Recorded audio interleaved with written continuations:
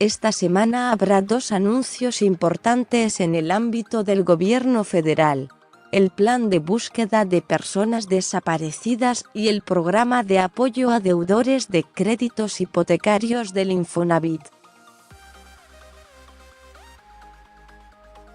También atraerán la atención los trabajos del periodo ordinario de sesiones, que arrancaron el pasado 1 de febrero en el Congreso de la Unión, donde los legisladores federales deberán desahogar las reformas pendientes en materia de seguridad y comenzarán a diseñar una estrategia contra la evasión fiscal. En el ámbito internacional, México participará esta semana en una reunión convocada por el gobierno de Uruguay para insistir en el diálogo como salida a la crisis en Venezuela.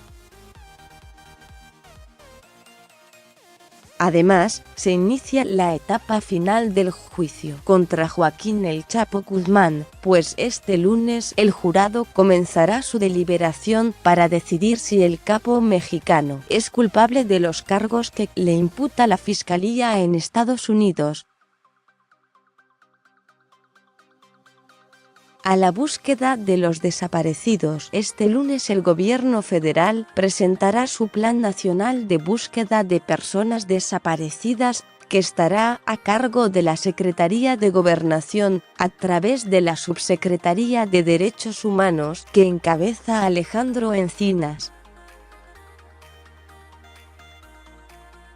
El plan considerará la participación de los colectivos de familiares que en los últimos años han asumido por su cuenta la búsqueda de los desaparecidos en México, en el contexto de la violencia. Hasta octubre del año pasado, que se instaló el Sistema Nacional de Búsqueda de Personas Desaparecidas, había 485 casos. De estos, en 16.026 registros se cuenta con huella dactilar y fotografía de la persona desaparecida. La etapa final del juicio contra El Chapo Guzmán este lunes. Además, comienza una nueva etapa en el juicio contra Joaquín El Chapo Guzmán en Nueva York. Los 12 miembros del jurado comenzarán su deliberación para decidir si es culpable de los 10 cargos que le imputa la justicia estadounidense.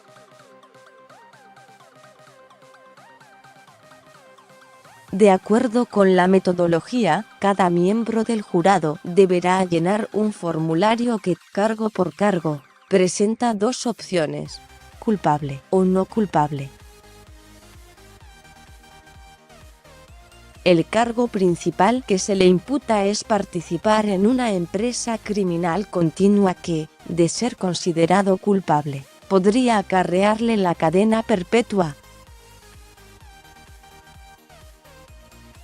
Apoyo a deudores de Infonavit. El martes, el presidente Andrés Manuel López Obrador presentará un plan de apoyo para trabajadores que cuentan con un crédito de Infonavit para la compra de una casa habitación. Este apoyo tiene el propósito de facilitar el pago de créditos que se alargan hasta 30 años y se incrementaron por los aumentos al salario mínimo. Para este 2019, los saldos de las hipotecas de Infonavit tendrán aumentos derivados de la inflación esperada y no por el alza al salario mínimo recientemente anunciada.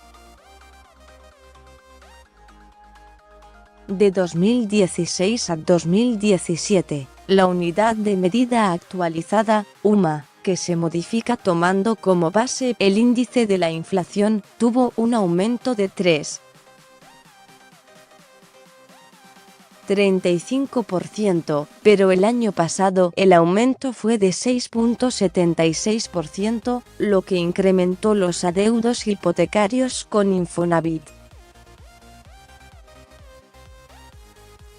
a favor del diálogo en Venezuela. El jueves 7 de febrero, el secretario de Relaciones Exteriores, Marcelo Ebrard, viajará a Montevideo, Uruguay, al frente de la delegación mexicana que participará en la reunión del Grupo de Contacto Internacional a favor del diálogo en Venezuela.